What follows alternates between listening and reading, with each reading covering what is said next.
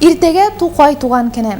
Әлеге уңайдан районыбызның белем бирү учреждениеләрендә бөек шагыйрьнең иҗатына багышланган чаралар үтте. Шуның беренчесе бүген шәһәрнең 9нчы мәктәбендә узды.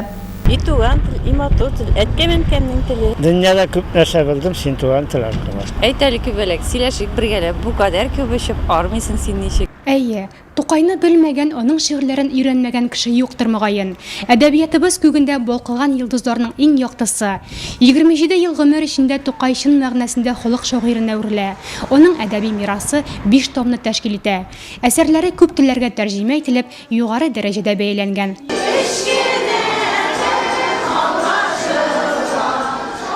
Бу көннәрдә нинди генә мәктәпкә килеп кермә, туган тел җыры яңгырый. Тукайның Акбайы, Суанасы Шүрәлесе балалар телендә кабат яңара.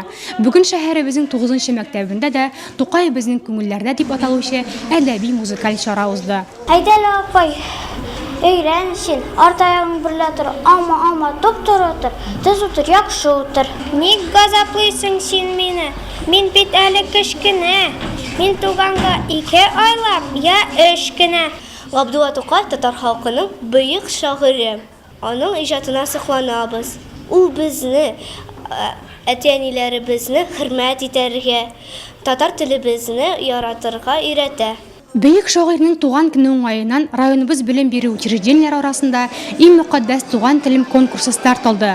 Укучылар Габдулла Тукай иҗатын тасвирлап, иншаллар, журналлар, рәсемнәр күргәзмәсендә үз эшләрен тәкъдим итте.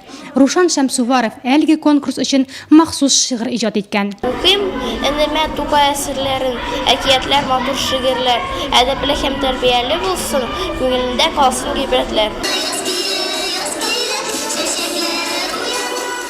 Сабый күңелле Тукайның шигырьләре балаларны батыр, кыю, тугрылыклы булырга, хезмәт сөяргә тырышып укырган ди. Гомере кыска булса да, иҗатының озын гомерле булуы белән татар халкының кабатланмас бөек шагыйре ул.